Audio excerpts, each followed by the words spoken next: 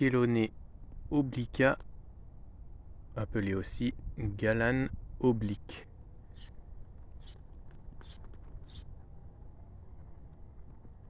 C'est une plante vivace caduque, relativement robuste, pour sol plutôt frais, pas trop sec, soleil, mi-ombre.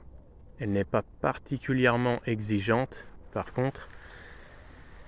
Elle n'apprécie pas forcément trop de concurrence et elle a tendance à se faire dévorer un peu aussi par les limaces et les escargots, surtout lorsqu'elle sort du sol.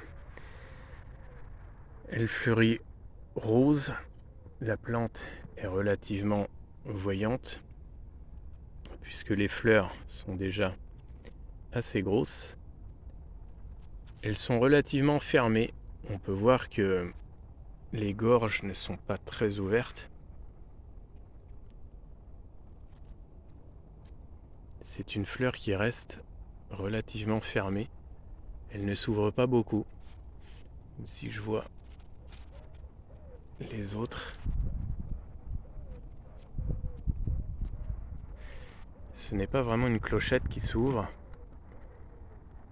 Alors les épis sont assez curieux. Les fleurs restent un petit peu obliques, en diagonale, ce qui explique un peu son nom. Elle fleurit en août et septembre. La floraison est tout de même assez durable. On voit même un bon nombre de petits épis qui commencent à se former, alors que la plante est déjà en fleurs depuis plusieurs semaines. Nous sommes fin août. Elle culmine à environ 1,20 m. La touffe a déjà quelques années. Elle mesure environ 60 cm de diamètre.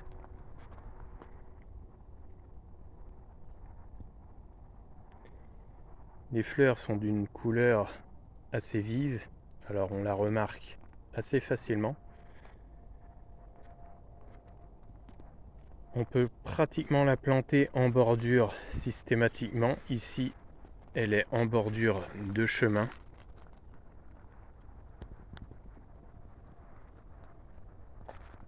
Elle tient relativement bien droit. Les tiges sont assez raides. Elle disparaît totalement en hiver. Il ne reste que les tiges à rabattre et à éliminer pour nettoyer le sol. Je n'ai jamais constaté de semis, alors on ne peut pas dire que ce soit une plante envahissante, c'est même plutôt le contraire. Elle a même plutôt parfois tendance à disparaître si on ne l'entretient pas, si elle se fait un peu dévorer par la concurrence, les autres plantes, les arbustes par exemple, et elle ne supporte pas trop la sécheresse.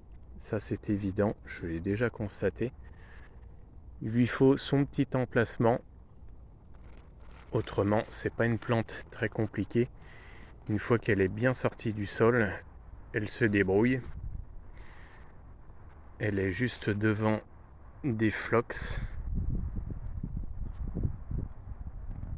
Elle crée un très joli ensemble.